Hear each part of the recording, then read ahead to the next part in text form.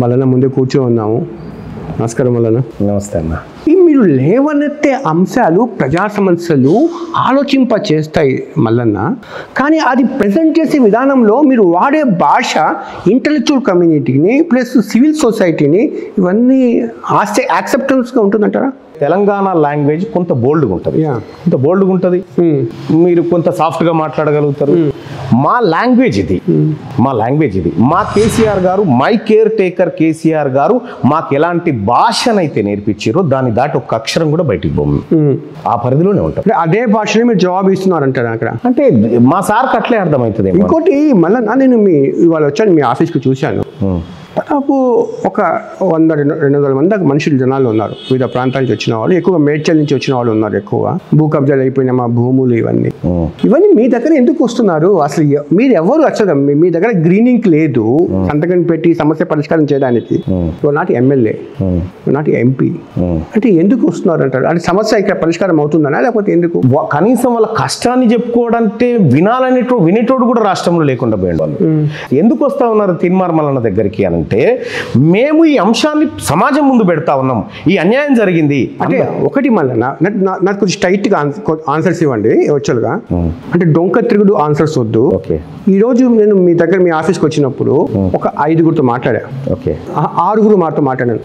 ఆ 6 చెప్పే అలిగేషన్స్ ఏంటంటే, మా భూమి మంత్రి మల్లారెడ్డి కబ్జా చేశాడు, మా భూమిని మంత్రి మల్లారెడ్డి మనుషులు ఇది పెట్టాడు అని చెప్పి.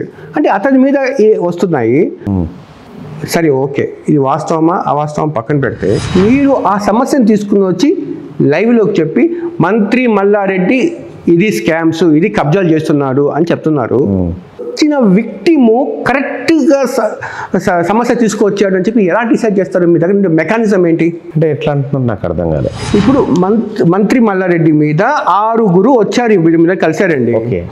మంత్రి మల్లారెడ్డి భూములు కబ్జా చేశాడు, కబ్జా పెట్టాడు అనేది అతని అనుచరులు, ముఖ్యంగా ఉండేవాళ్ళు కబ్జా చేశారు అనేది ఎక్కువ మంది మీ దగ్గరకు వచ్చారు. మీరు వాళ్ళని తీసుకుని లైవ్లోకి తీసుకుని వెళ్ళిపోతున్నారు. మంత్రి మల్లారెడ్డి కబ్జా ఇది అని చెప్పి మీరు ఎలా డిసైడ్ చేస్తారు ఇది వచ్చిన బాధితుడు నిజమైన బాధితుడు అన్యాయానికి గురయ్యాడు అని చెప్పి? ఆ మెకానిజము ఏముంది మీ దగ్గర?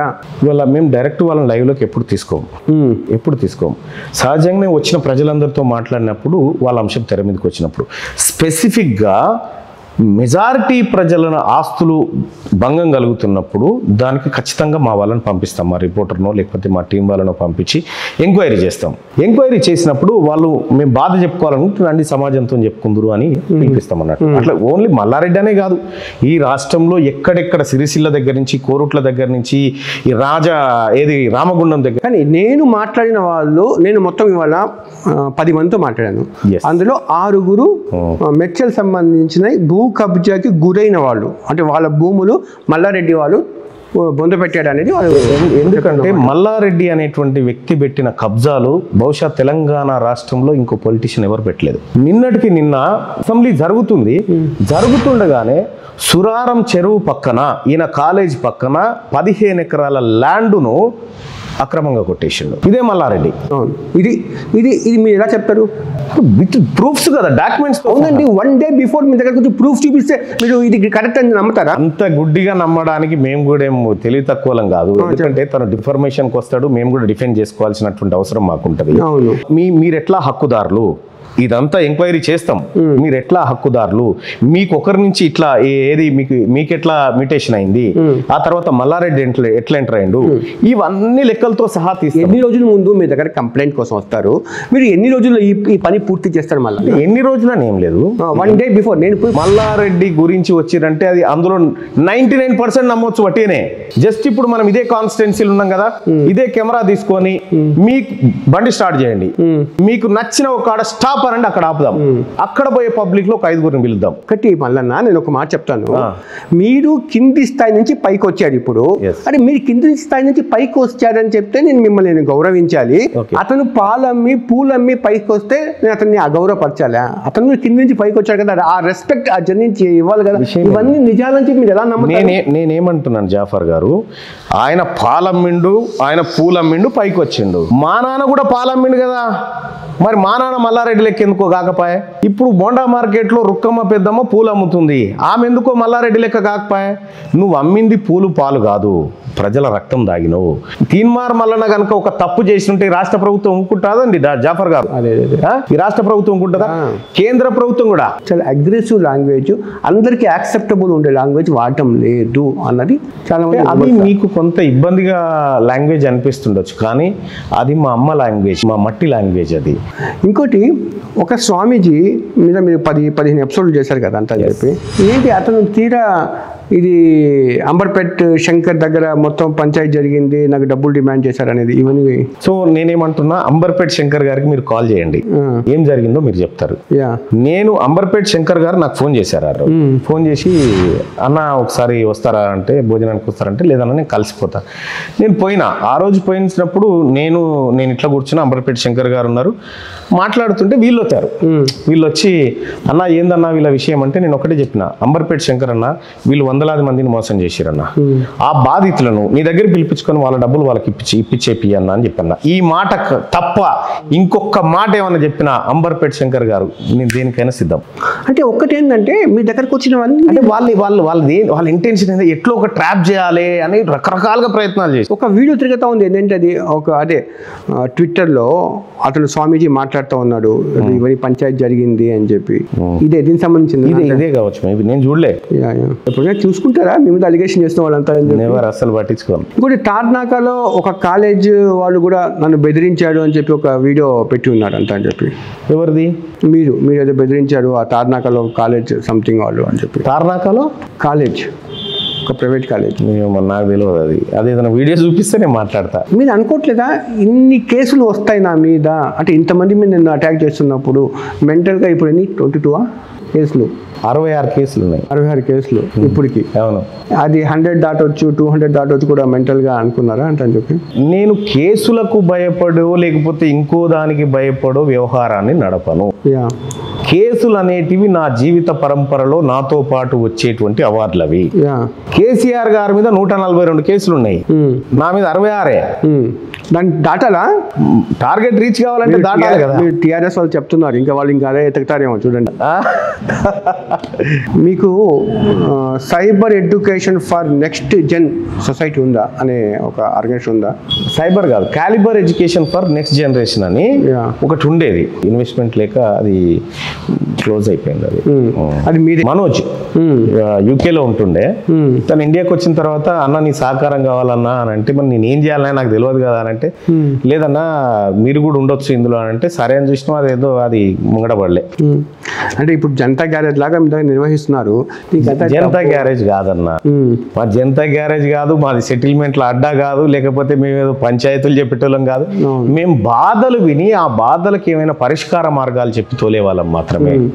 ఇంకోటి, మీ దగ్గర కలిసి పనిచేసి బయటికి వెళ్ళిన క్రాంతి, శ్రీనివాస్, క్రాంతి అని చెప్పి దగ్గర పనిచేసి బయట, ఇప్పుడు వేరే యూట్యూబ్ ఛానల్లో కొన్ని మళ్ళన్నా నాతో రా డిస్కషన్కి అని చెప్పి మిమ్మల్ని ఉంటారు కదా అంత చెప్పి.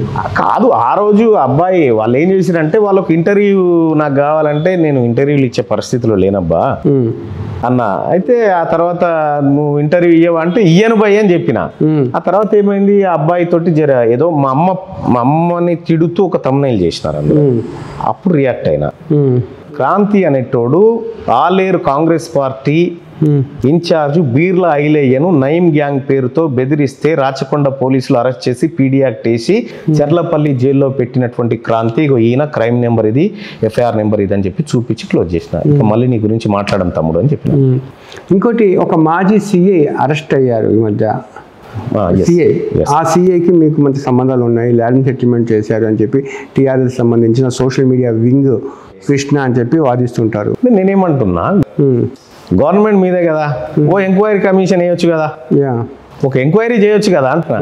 అలిగేషన్ చేయడం, కేసులు మీరు 100 టచ్ చేయాలని చెప్పి అనుకుంటున్నారు మళ్ళీ. లేదు నేనేమంటున్నా, నువ్వు అట్టిగా ఆరోపణ ఏం చేస్తావు? పవర్ ఉన్న తర్వాత ఎంక్వైరీ చేయి. ఓకే, సిమ్ కార్డు మారుస్తుంటారని అంటారు. 2014 నా ఎన్నికల అఫిడవిట్లో ఏ ఫోన్ నెంబర్ ఉందో ఇప్పుడు కాల్ చేయండి, అదే ఉంటుంది. ఇవన్నీ అలిగేషన్స్ అన్ని ఫేక్ అంటారు. అన్ని ఫేక్ ఇవన్నీ. ఎందుకని రాజకీయంగా మీరు అంటే ఇంకా చాలా ఉంటాయి జాఫర్ గారు. స్టార్టింగ్ లోనే ఉన్నారు మీరు, ఇంకా ఎన్నికలు దగ్గర పడుతుంటే ఇంకా చాలా విపరీతంగా ఉంటాయి. ఇవన్నీ ఉంటాయని నేను 2019లో వీడియో చేసి పెట్టిన. అంటే మల్లన్న నన్ను రేప్ చేశాడని చెప్పి జనాలకి రావచ్చు, ఇంకా రకరకాలు ఉంటాయి. చాలా పుట్టిస్తారు, ఇంకా చాలా, ఇంకా అట్లాంటివి రాలేదు. ఎందుకంటే రావచ్చేమో. ఇప్పుడు కేసుల అస్త్రాలు అయిపోయినాయి, దాడుల అస్త్రాలు అయిపోయినాయి, ఆస్తుల ధ్వంసం అయిపోయింది. మీరు మా ఆఫీస్ చూసే ఉంటారు, టీవీలు అవన్నీ పలిగిలేవు, అన్ని పగిలిపోయలేవు.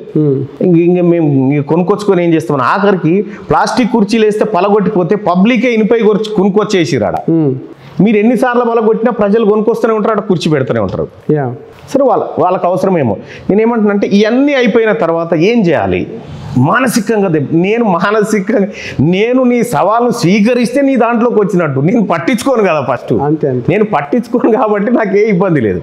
రెండో విషయం ఏంటంటే ఇంకా చాలా వస్తాయి. ఎన్నికలు సమీపిస్తున్న వేళ ఈ రాజ్యము ప్రజలు ఎవరి మాట వింటారో వాళ్ళని డిఫేమ్ చేయడం కోసం అనేక ప్రయత్నాలు చేస్తుంది.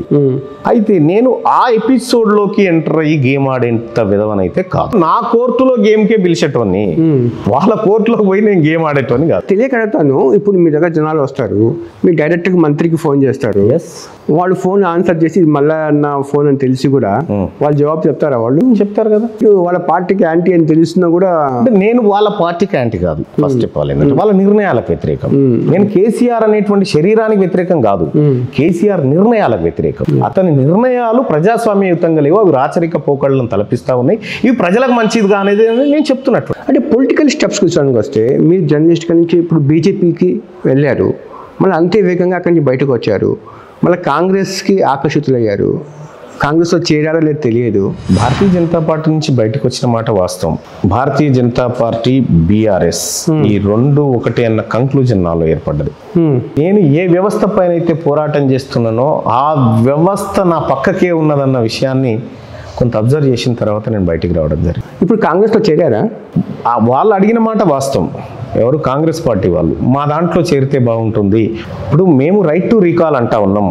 రైట్ టు రీకాల్ కావాలి మాకు. మా ప్రజలకు 40% హెల్త్ అండ్ ఎడ్యుకేషన్ బడ్జెట్ పెట్టగల సత్తా ఉన్న ప్రభుత్వం కావాలంటున్నాం మేము అని మా మేనిఫెస్టో మాకుంది. అంటే కొంచెం రైట్ టు రీకాల్ గురించి కొంచెం చెప్పండి నాకు. ఎన్నుకోబడినటువంటి అభ్యర్థి ఇచ్చిన హామీని నెరవేర్చకుంటే ఒక నిర్దిష్ట కాలంలో అతన్ని ఆ పదవి నుంచి తొలగించడానికి ప్రజలకు ఉన్నటువంటి హక్కు. అవును, అది రాజ్యాంగబద్ధంగా సంక్రమించలేదు కదా హక్కు. ఒక ఉద్యమం నడిపి 5 ఏళ్ళ తర్వాత ఉంటుంది ఆ హక్కు. నేను 5 ఏళ్ళ దాకా ఎందుకు ఆగాలంటున్నా. ఇప్పుడు సపోజ్ మన దగ్గర ఉన్న కెమెరామెన్ సరిగా పని చేయకపోతే 5 ఏళ్ళ దాకా ఎందుకు గుంజుకుంటాం?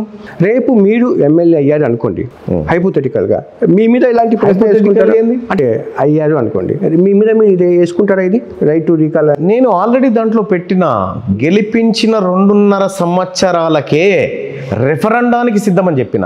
ఇక్కడ ఎమ్మెల్యే పైన 2.5 year పెట్టాల్సింది. అంటే నేను ఇచ్చినటువంటి దాంట్లో పెట్టినటువంటి అంశం 1 year అని కాదు, నిర్దిష్ట కాల పరిమితి అంటూ ఏం లేదు. ఒకవేళ నీకు నువ్వు రెఫరెండానికి దిగితే లేదు, నువ్వు చట్టబద్ధంగా చేయాలంటే పార్లమెంట్లో చట్టం జరగాలి. అంటే మీరు యాజ్ ఏ యాక్టివిస్ట్ కాబట్టి దీన్ని దేశవ్యాప్తంగా ఒక మూవ్మెంట్ లాగా ఎందుకు తీసుకురాలేరు, ఒక అవేర్నెస్ లాగా అని చెప్పి?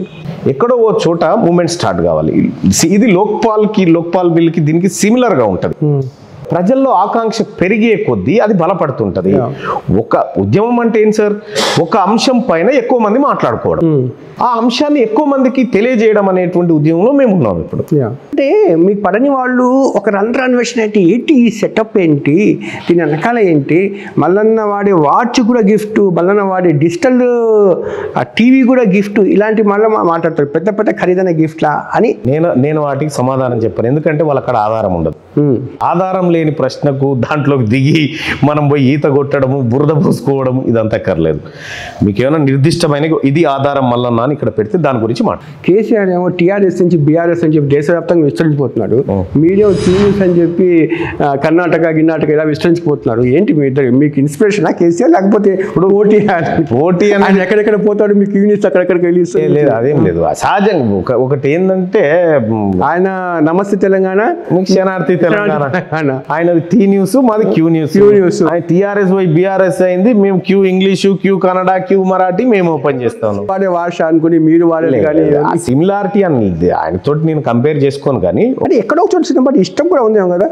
మనం ఎక్కువగా విమర్శిస్తున్నాం కూడా ఎవరైనా జనాలు, మనం ఎక్కువ అవుతాం నువ్వు గాడి తప్పకూడదు అని చెప్పి మనము ఎక్కువ విమర్శలు చేస్తూ ఉంటాం. అలాగే కేసీఆర్ అంటే నేను ఒకటి చెప్పినా, నేను ఆయన నిర్ణయాన్ని వ్యతిరేకిస్తా, శరీరాన్ని కాదు. శరీరం అంటే మొత్తానికి ఇష్టమా? కేసీఆర్ ఒక మంచి ఉద్యమకారుడే, వ్యూహాన్ని రచించి అది మోసమా కుట్రనా నయవంచన పక్కకు పెడితే మళ్ళీ పొగడాల్సింది పొగడి, మంచి ఉద్యమకారుడే కేసీఆర్, మంచి ఉద్యమకారుడే, కానీ గొప్ప పరిపాలకుడు కాదు అని చెప్తూ ఉంటారన్నట్టు. కాబట్టి కేసీఆర్ అనే శరీరంతో నాకు పంచాయతీ లేదు. నిజంగా రాష్ట్ర ప్రజలు, రెండు రాష్ట్రాల ప్రజల యొక్క దృష్టి ఎక్కడ ఆకర్షించారంటే ఇండిపెండెంట్గా పోటీ చేసి ఎమ్మెల్సీ ఎలక్షన్లో నెంబర్ 2 స్థానానికి వచ్చినప్పుడు ఓహో మళ్ళీ నన్ను జనాలు ఇష్టపడుతున్నారు అనేది జనాలకు అర్థమైంది. అంతే కదా, ఎక్కువగా అంత అని చెప్పి అంటే జనాలు ఓట్లు బట్టి. ఇప్పుడు ఇక్కడ కేసీఆర్ని కూడా 2 times గెలిపించారంటే జనాలు, అంటే జనాలు ఇష్టపడుతున్నారు కాబట్టి కదా ఆయన గెలిపించింది. ఈసారి గనక కేసీఆర్ గెలిస్తే చాలా పెద్ద అరాచకం జరిగిపోతుంది. ఎందుకంటే ప్రజలు ఇచ్చిన మ్యాండేటరీ అది రాజరికాన్ని, పొగరును తలపించే విధంగా ఉంటుంది. అది తలపించకూడదు. పవర్ ఎక్స్చేంజ్ కావాలి. పవర్ ఎక్స్చేంజ్ అయినప్పుడు సరే ఏ ప్రభుత్వం అవినీతి చేయదు, ఏ ప్రభుత్వం ఏం చేయదు, అన్నీ చేసినాయి, అన్నీ మన కళ్ళ ముంగట చూసినాయి. కానీ ఇప్పుడు తెలంగాణ రాష్ట్రంలో ప్రతిపక్షాలన్నింటినీ మొత్తం కకావికలం చేసేసినాడు కేసీఆర్. అది ప్రజాస్వామ్యానికి దెబ్బ. ప్రతిపక్షాలు కకావికలమైనవి కాబట్టి, ప్రజల పక్షాన మాట్లాడే పరిస్థితులు లేవు కాబట్టి మీలాంటి జర్నలిస్టులు, మనలాంటి జర్నలిస్టులను ఎవరినో ఒకరిని ఆశ్రయిస్తూ ఉన్నారు ప్రజలు. మళ్ళీ ఒక మాట, అంటే మీలో ఉండే పొలిటీషియన్స్ని పక్కన పెడితే జర్నలిస్ట్గా మీరు చెప్పండి, హైదరాబాద్ శివారు ప్రాంతాలు డెవలప్ అయిన, అంటే ఫైనాన్షియల్ సిటీ డెవలప్ అయింది, మిగతా ప్రాంతాలు డెవలప్ అయింది, ఇవన్నీ ట్రాష్ ఇవన్నీ జరగలేదంటారా? హైదరాబాద్ పరిసరాలు ఏం డెవలప్ కాలేదండి. ఫైనాన్షియల్ సిటీ మళ్ళీ 10 ఏళ్ల కిందట నేను ఇటువంటి దృశ్యాన్ని నేను చూడలేదు. తెలంగాణ రాష్ట్రంలో ఆ ఫైనాన్షియల్, ఆ బంగ్లా కట్టిన ఆయన వచ్చి కొట్లాడలే సార్. ఈ తెలంగాణ రాష్ట్రంలో ఆ బంగ్లా కట్టిన ఆయన వచ్చి కొట్లాడలే, లేకపోతే ఆ బంగ్లా పెట్టుబడి పెట్టిన ఆయన కొట్లాడలే. ఈయన జీవితం మారుతుంది. నేను ఎంతసేపు డబుల్ బెడ్రూమ్ ఇల్లు గురించి ఆలోచిస్తా కానీ ఫైనాన్షియల్ డిస్ట్రిక్ట్లో ఎంత పెద్ద బంగ్లాలో వేసింది, దానికి అద్దాలు ఉన్నాయా ఏమున్నాయని నేను పట్టించుకోను సార్. ఎంతమందికి ఇక్కడ గూడు, ఎంతమందికి కనీస ఇంటి వసతి దొరికింది అనేది లెక్కల్లోకి తీసుకోవాలి సార్. ప్రామాణికం అనేది ఈ గ్రౌండ్ లెవెల్లో జరగాలి. కాబట్టి వాళ్ళు బాగుపడితే తెలంగాణ బాగుపడ్డది అనుకోండు. చివరి ప్రశ్న వలన ఇంకా బంగారు తెలంగాణ సాధ్యం కావాలంటే ఎటువంటి ప్రయత్నము పొలిటికల్ పార్టీస్, ఆ పార్టీ ఈ పార్టీ కాకుండా జరగాల్సిన అవసరం ఉందంట? ఫస్ట్ ఈ ఉచిత పథకాల దుకాణం బంద్ కావాలి సార్. ఈ పెట్టాల్సిన పెట్టుబడి విద్య పైన, వైద్యం పైన, నాణ్యమైనటువంటి ఎడ్యుకేషన్ పైన పెట్టాలి. జనాలు అలవాటు పడిపోయారు కదా. రేపు మీరు పోటీ చేపే కాన్స్టిట్యున్సీలో నేను ఉచిత పథకాలు ఒకవేళ వస్తే ఇలాంటివి నేను ఎంకరేజ్ చేయను అంటే, ఎకరాకు 5,000 రూపాయలు ఇస్తుంది వాస్తవం. కానీ ఒక రైతు అలసిపోయి ఒక రోజు ఒక క్వార్టర్ సీస తాగితే దాని మీద 100 రూపాయలు పెంచిండు. నెలకు 3,000 రూపాయలు, 6 నెలలకు 18,000 రూపాయలు ఈ రాష్ట్ర ప్రభుత్వం రైతు దగ్గర నుంచి వసూలు చేస్తున్న ఎక్సైజ్ ఖజానా. ఆ 18,000లోంచి 5,000 రూపాయలు రైతుకి ఇచ్చి 13,000 జేబులు వేసుకుంటున్నాడు. ఏం పథకం ఇది? ఓకే, ఈ అంశాలు గనక ప్రజలకు అర్థమైన రోజు, అందశ్రీ గారు చెప్పినట్టు ఓటరు షూటర్ అయిన రోజు నీకు సుక్కలు చూపెడతారు కొడుక అంటాడు చూడు, సేమ్ అదే జరుగుతుంది. ఈసారి అటువంటి పరిస్థితి వస్తుందంట 100%. 24 ఏళ్ళ ఈసారి తెలంగాణ రాష్ట్రం వచ్చిన తర్వాత 9,000 స్కూళ్ళు మూతబడ్డాయి. తెలంగాణ రాష్ట్రం వచ్చిన తర్వాత ఈయన బూరికాళ్ల ప్రక్షాళన పెడితే 3.5 లక్షల ఎకరాల భూమి దళితుల దగ్గర నుంచి దొరల దగ్గరికి వెళ్ళిపోయింది. అధికారంలోకి వచ్చినప్పుడు చెప్పింది దళితులకు 3 ఎకరాలు పంచుతాను. వచ్చిన తర్వాత దళితుల దగ్గర నుంచి 3.5 లక్షల ఎకరాల భూమిని తీసుకొని దొరల చేతుల్లోకి పెట్టినావు. నీవు ధరణిలో చేసినటువంటి మోసాలు కానీ, అనుభవదారుడి కాలాన్ని డిలీట్ చేయడం కానీ, నీ కాళేశ్వరం ప్రాజెక్టు కానీ, నీ అన్ని వ్యవహారాలు కానీ, నువ్వు ఏది చేసినా దాని వెనకాల భారీ మోసమే జరిగింది తప్ప కనీసం తెలంగాణ ఉద్యమంలో నా కొడుకుని కోల్పోయినా అని చెప్పి ఆ ఫోటో పెట్టుకుని ఏడుస్తున్న కన్న తల్లి కన్నీళ్ళు మాత్రం ఆగలే. ఇవన్నీ పూర్ పీపుల్, వాళ్ళకి స్కీమ్స్ అందుతున్నాయా, తమ లైఫ్ అప్లిఫ్ట్మెంట్ అవుతుందా, ఇదే ఆలోచిస్తారు. ఇవన్నీ లాజిక్గా ఆలోచిస్తారంట. వాళ్ళ ఆలోచన విధానంలో మార్పులు తీసుకురావడమే మనకున్నటువంటి పని. ఆ మార్పు వచ్చినప్పుడు వాళ్ళ జీవితాలు బాగుపడతాయి. ఇప్పుడు తిన్మార్ మల్లన్న బ్రతకలేక కాదు, జాఫర్ గారు బ్రతకలేక కాదు, మనం బ్రతకగలిగితే మన కుటుంబాలు బ్రతకగలుగుతాయి. స్వయాన నా సతీమణి గవర్నమెంట్ టీచర్, ఇక్కడ ఈ గవర్నమెంట్ టీచర్ ఇప్పటికీ బస్ ఎక్కుతుంది, పోతుంది, స్కూల్కి పోతుంది, టీచింగ్ చేస్తుంది, మళ్ళీ సాయంత్రం వస్తుంది, మళ్ళీ పిల్లల్ని చూసుకుంటుంది, ఇంటి వ్యవహారాలు చూసుకుంటుంది. ఎటొచ్చి పేదవాడికి ఆగమవుతాడు, ఎటొచ్చి పన్నులు కట్టేటోడు ఆగమవుతాడు, ఎటొచ్చి ఈ రాజ్యం పైన ఆధారపడి బ్రతుకుతున్న నిమ్న వర్గాల ప్రజలందరి జీవితాలు ఆగమైపోతాయి. వీటిని రక్షించుకోవాలి. ఇప్పుడు జనాలు మీరు ఈ వాయిస్ని తీసుకెళ్తున్నప్పుడు ఎటువంటి రెస్పాన్స్ వస్తుంది? అంటే మీ దగ్గరకి వచ్చేవాళ్ళు మార్నింగ్ నేను చూశాను కదా, మీతో పని ఉండి వచ్చేవాళ్ళు, కానీ కామన్ మ్యాన్కి ఎలాంటి అభిప్రాయం వస్తుంది? ఎప్పుడన్నా అది చెక్ చేసి ప్రయత్నం చేశారా? నేను చెప్పిన విషయం మీకు అర్థమవుతుందా? అర్థం కాకపోతే మళ్ళీ ఒకసారి చెప్పేమని అవకాశం ఇస్తారా? ఇటువంటివన్నీ క్రాస్ చెక్ చేసుకుంటా. ఇప్పుడు మెజారిటీ ప్రజలు, ఎందుకంటే మా నాన్న గిఫ్టో అమ్మ గిఫ్టో నాకు ఆ స్లాంగ్ ఇవ్వడం, తర్వాత ఆ వాయిస్ ఇవ్వడము, నేను పెరిగిన నేపథ్యము, ఆ వే ఆఫ్ టాకింగ్ రావడము, ఇది ప్రజల భాషలో ఉండడం వల్ల కొంత అర్థమవుతుందన్న ఫీలింగ్ నాకు కలిగింది. అప్పటికి ఇప్పటికీ ప్రజల్లో చాలా మార్పు వచ్చిందనేది నాకు అర్థమవుతున్నటువంటి అంశం. బంగ్లా ఉంది, అది ఖరీదైన వ్యక్తులు ఉండే బంగ్లా, నిజమా? అంత ఇదిగుందా? ఇగో ఇది బంగ్లా మల్లన్న అని మీరు చూపించినప్పుడు నేను మాట్లాడతా. కోటీశ్వర్లు ఉండే ఇల్లునే ఉంటున్నాడు అని చెప్పి అవకాశం వస్తే నిరూపించాలి. ఇవట్టి అలాగే నేనంట 1,00,000 చెప్తా, దాన్ని జాఫర్ గారు నిరూపించుకోవాల్సిన అవసరం ఉందా? ఏ ప్రొఫెషన్లో మీరు వచ్చారు మా ప్రేక్షకులకు ఒకసారి ఇప్పుడు దాకా పబ్లిక్ డొమైన్లో లేని విషయాలు చెప్తారని అనుకుంటున్నా. నేను Secunderabad railway station platform number 6B అక్కడ ఛాయ్ అమ్మిన నేను. సికింద్రాబాద్ రైల్వే స్టేషన్ నుంచి ఉదయం 7:30కు బయలుదేరే హౌరా ఎక్స్ప్రెస్లో కాజీపేట వరకు పోయి ఛాయ్ అమ్మి మళ్ళీ 3:30కు వచ్చే ట్రైన్ ఎక్కి మళ్ళీ సికింద్రాబాద్కి వచ్చేదాన్ని. ఇది ఎవరికి చెప్పలేను నేను ఇప్పుడు. ఛాయ్ అంటే ఫ్లాస్క్లో పెట్టుకొని అది అమ్మేది. అప్పుడు ఎంత వయసు? అప్పుడు ఉంటే 18 దాకా ఉంటే. 18 వయసు అంటే కాన్షియస్గా ఉన్నప్పుడు? కాన్షియస్లో ఉన్నాం, లేకుండా ఎట్లా చేస్తాం. కానీ కోడూరు వెంకటేష్, కోడూరు మహేష్, ఎవరు వీళ్ళు అంటే ఫ్రెండ్స్, వాళ్ళ ద్వారా పోయినన్నట్టు. మా ఊరోళ్ళు చాలామంది అందులో టీ అమ్ముతుండే. ఈ ఉప్పరి పని ఉంటుంది కదా, తాపీ పనికి ఒక్కరోజే కూలికి పోయినా, జస్ట్ ఒక 13 రూపీస్ కోసం పోయినా. అది ఇంకొక పని ఏంటంటే ఈ వడ్రంగి పనికి పోయినా, ఎక్కడ మన ఇది. ఆ తర్వాత ఎలక్ట్రీషియన్ వర్క్ కూడా చేసిన. మా ఉమాపతి అని ఉంటుండే, ఆయన దగ్గర కొన్నాళ్ళు ఎలక్ట్రీషియన్ చేసిన. అప్పుడు మళ్ళీ మీ అప్పుడు లక్ష్యాలు ఏంటి? అంటే లైఫ్ని ఒక ప్లాన్ కానీ లీడ్ చేసుకుంటూ వచ్చారా? అంటే అది ఎలా నడిపించుకుంటూ అలా వెళ్తుకుపోయారా? నాకు ఏదో పొలిటికల్ సైన్స్ కొంచెం ఇష్టం ఉండే. దాంతో ఎక్కడున్నారని సెర్చ్ చేస్తే భువనగిరిలో ఒక మంచి ప్రొఫెసర్ ఉన్నాడని తెలిసి బుచ్చే సార్ దగ్గరికి పోయినా. బుచ్చే సార్ శిష్యుడే ఇప్పుడున్నటువంటి కర్ణ ప్రభాకర్ గారు, విమలక్క గారు, నయీం గారు కూడా, ఎవరైతే మర్డర్ ఎన్కౌంటర్లు అయిన నయీం గారు ఉన్నారు, వీళ్ళంతా బుచ్చేసారు శిష్యులే వీళ్ళంతా. ఇక్కడ ఇప్పుడు రైల్వే స్టేషన్లో చాయ్ అమ్ముతున్నప్పుడు ఆ మల్లన్న లైఫ్ సంతోషంగా ఉందా? ఇప్పుడు ఖరీదైన కార్లలో, కోట్లాది రూపాయలు విలువ చేసే కార్లలో వెళ్తున్నప్పుడు ఈ లైఫ్ ఆనందంగా ఉందా? అంటే ఆ క్షణానికి అది ఆనందమే అన్న. ఎందుకంటే ఆ క్షణానికి నాకు అవసరం. ఆ క్షణం మీదలో ఉండే మల్లన్న మీద అలిగేషన్స్ లేవు. మల్లన్న అమ్మాయిని లైంగికంగా వేధించాడు అన్న ఎవరు చెప్పేవాడు లేడు. మల్లన్న ఫలానా దగ్గర ఒక మల్లారెడ్డికి సంబంధించిన భూములకు సంబంధించి మల్లారెడ్డి బ్లాక్మెయిల్ చేశాడు అనేది ఉండదు. కానీ ఇక్కడ నేను ఖాళీగా ఉంటే నన్ను ఎవడు పట్టించుకుంటుండే? నేను ఒకటే డిసైడ్ అయినా, నేను మళ్ళీ పుట్టను, ఇప్పుడే చేస్తా, ఏం చేసినా అది ఏమైనా కానీ. నేను శత్రువును కూడా బలమైన శత్రువుని ఎంచుకోవాలనుకుంటా, పోరాటం కూడా అదే స్థాయిలో ఉండాలనుకుంటా. కానీ ఒక చాలా చిన్నవాడిని శత్రువుగా ఎన్నుకుంటే నేను ఆ స్థాయికి వెళ్ళిపోతా. ఇప్పుడు ఇంట్లో వాళ్ళ పరిస్థితి ఏంటి? మీరు ఛాయ్ అంగడికి పోయి వచ్చినట్టుగా జైలుకి పోయి వస్తుంటారు కదా, ఎందుకు ఇవన్నీ మల్లన్న మన బతుకుతాం అని చెప్పరా ఇంట్లో వాళ్ళు? చెప్పరండి, చెప్పరు. ఎందుకు? ఏ క్షణం ఒక్కసారి అయితే పర్వాలేదు, ఒక్కసారి కూడా నా ఫ్యామిలీ నువ్వు ఇలా చేయొద్దన్న మాట చెప్పలేదు. నువ్వు చేస్తుంది మేము నమ్ముతున్నాం, ఎందుకంటే మేము చిన్నప్పటి నుంచి చూస్తున్నాం నువ్వు ఎంత రెబల్గా ఉంటావో, ఎట్లా అగ్రెసివ్గా ప్రశ్నిస్తావో, ఇవన్నీ చూస్తూ ఉంటాం కాబట్టి ఎస్ నువ్వు చేసేది కరెక్ట్ అని మేము విశ్వసిస్తున్నామన్న మాట చెప్పారు. సపోర్ట్ చేస్తారు వాళ్ళు, సపోర్ట్ చేస్తారు. ధన్యవాదాలు మల్లన్న. తెలంగాణలో ఫస్ట్ ఇంటర్వ్యూ స్టార్ట్ అవుతుంది, మల్లన్నతో చేయాలని చెప్పి ఒక ఆలోచన.